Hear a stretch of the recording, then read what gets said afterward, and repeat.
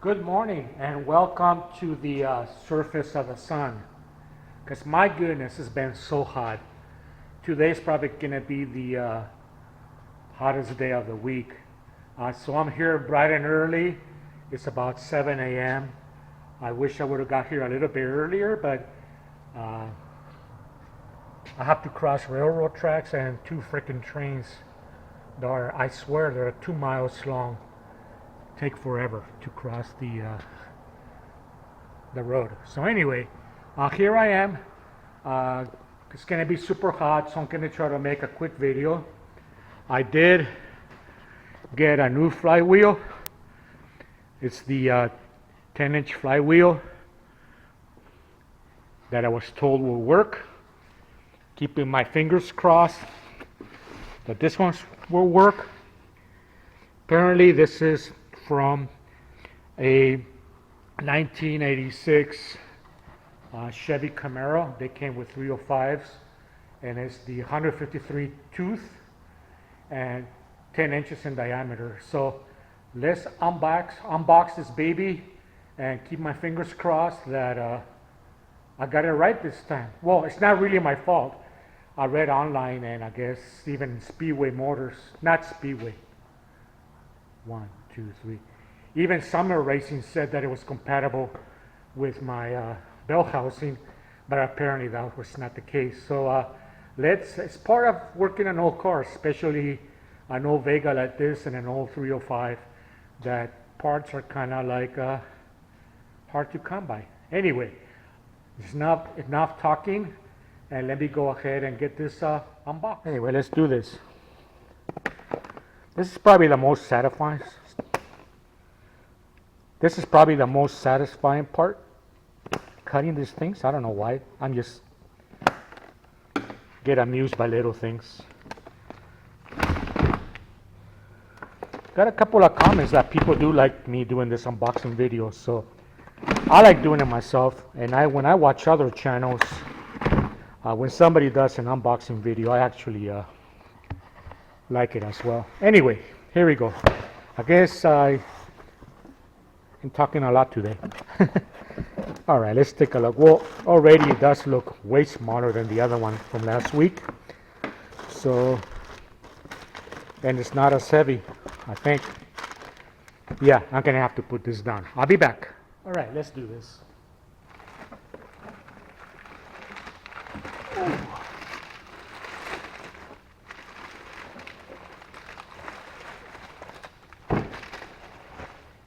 These things are so heavy.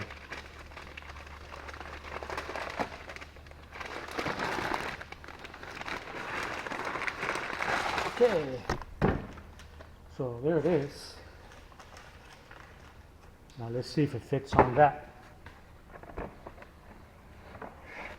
All right, fingers crossed. Hopefully it fits.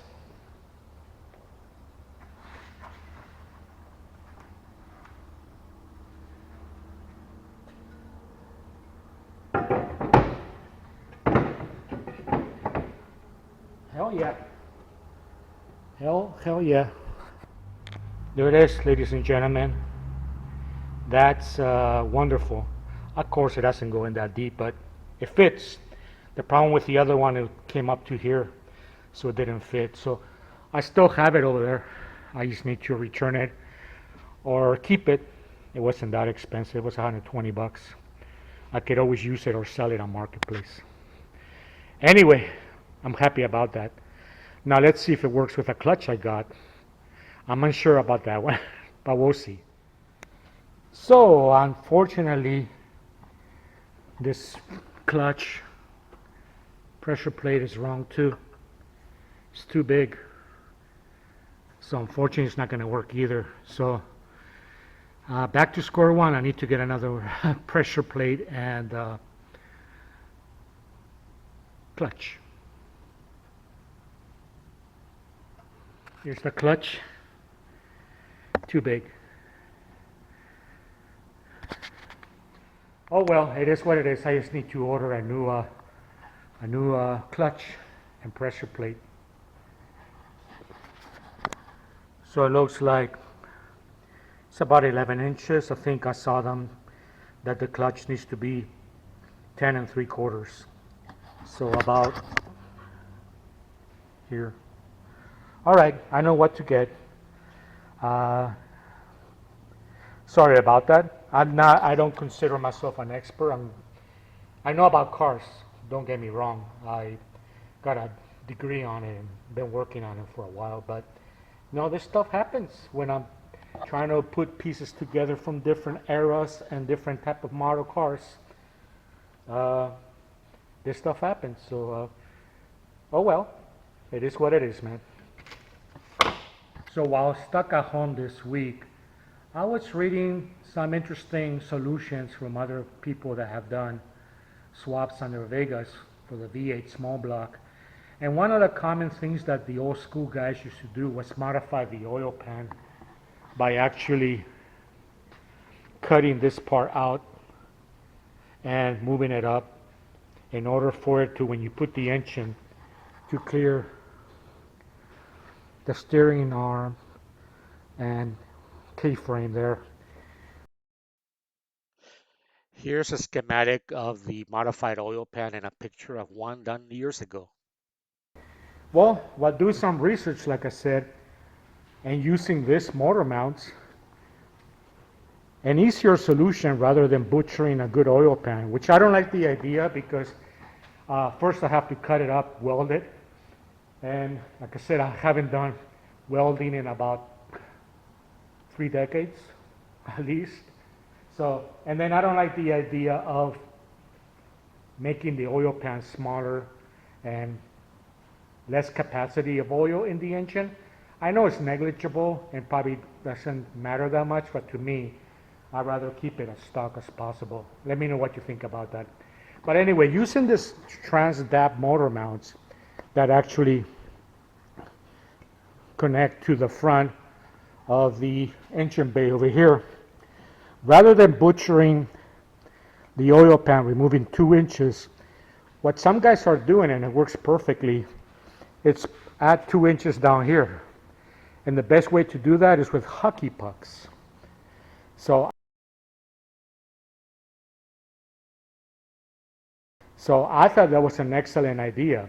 It will raise the engine 2 inches off, clearing the oil pan and the steering. And from pictures that I saw, I think that's a better solution. So I'm going to be ordering, I never thought I would say this in my whole life. I'm going to be ordering some hockey pucks, 4 of them, 2 for each side. So looking forward to that as well. I'm going to get that. I'm going to order those today. So hopefully by next video, or if I add more stuff to the video at the end, I will go ahead and put the engine in there. And so usually it's not my style that I was now more careful in cataloging or labeling the bolts that I took out. So now I'm trying to figure out where bolts I could use. So luckily I was able to locate the bell housing to transmission bolts, which is good. Now I'm trying to figure out which of these bolts go here, which I think is this, and then bolt onto here. So lesson learned. Next time I need to be more careful in keeping track of the bolts, but it's no big deal. There's not that many of them. So there you go. So right now I'm checking the clutch fork, which looks like it's gonna work. I kind of cleaned it up. I'll do a better job. And this is the pivot point that this attaches to. and swivels. So I was able to take all these pieces from the old bell housing on the Vega. This is the old bell housing, and I removed that pivot that you saw for the clutch fork from there. It was pretty easy. It was just like super dirty and ugly. But anyway, there you go. So let me go ahead and get this mocked up.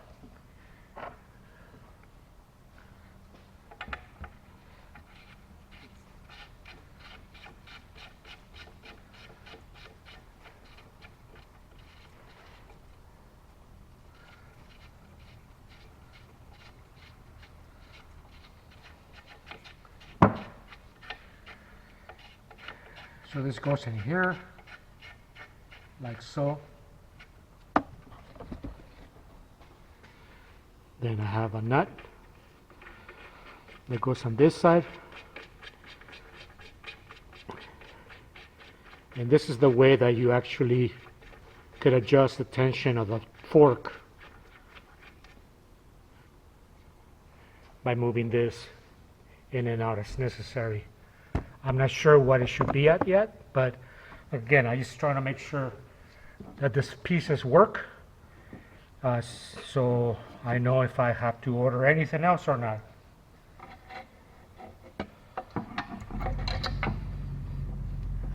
So this hook's here. I'm not going to put it on right now because it was a pain in the ass to get out.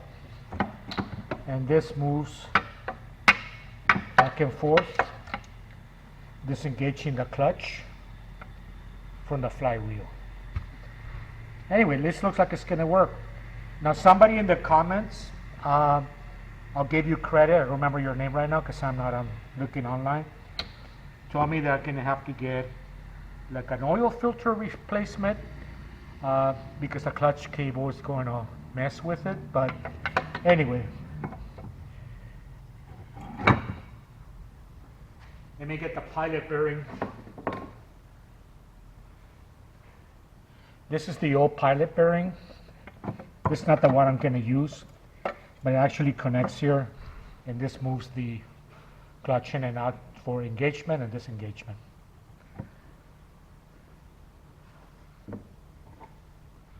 For here, this cover goes here, and then the clutch cable will come in to push everything in and out.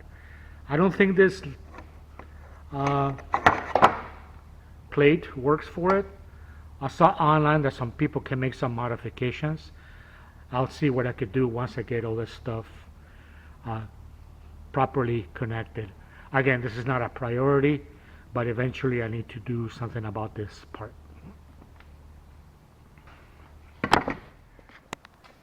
So it's really hot. As you can see, this is just a big aluminum rectangle. Brain fart. But it's getting a little bit too warm in here. I mean, there's like 100% humidity in here. But anyway, I am proud that I did a lot of stuff. I was able to figure out that I need a new clutch and pressure plate, and the flywheel that I bought, which was really inexpensive, I got it at Summit Racing, works perfectly. I attach the bell housing to the tranny, found the bolts, was able to get the pivot bolt, the clutch fork. So all in all, I'm satisfied what I did with the video today. So now I'm going to go home before it gets hot like the surface of the sun, and I will see you guys on the next one. Peace.